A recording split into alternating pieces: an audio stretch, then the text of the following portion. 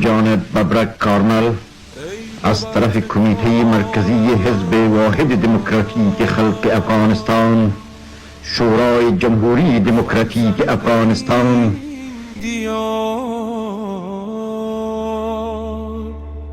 نامت مانده در کتاب روزگار،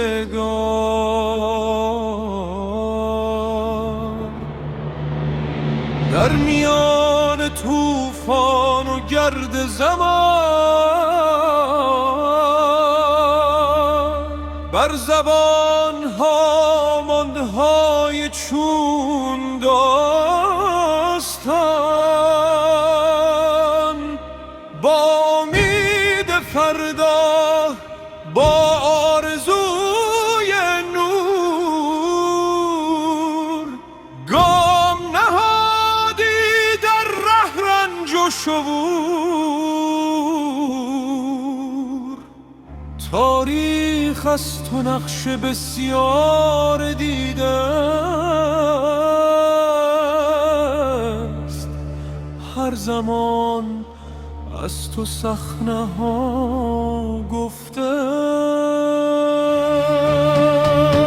است. ای وطن برخیز با مهر و امید، تا شکوفا گردد این خاک سپید. دست در دست هم با همدلی می سازیم فردای آزادی. نام کار ارمل در برگ تاریخ است، یادگار روزهای پر از تلاش است. تا بماند مهر این سرزمین در دل هر مرد و زن جاودان. از هری تا بلخ و کابل و بدخشان، میوزد نسیم مه در هر مکان. همدلی، دانش و کار و وفا می شود چراغ راه ما. هر نسیمی قصای ما خود دارد از امیدی که در دلها سپار.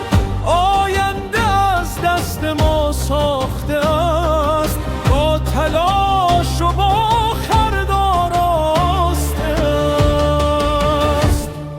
ای وطن، ای خانه خورشید و نور، جاودان باشی به عشق و شکور. نام نیک از خدمت و یاری بود، افتخار از همدلی جاری بود.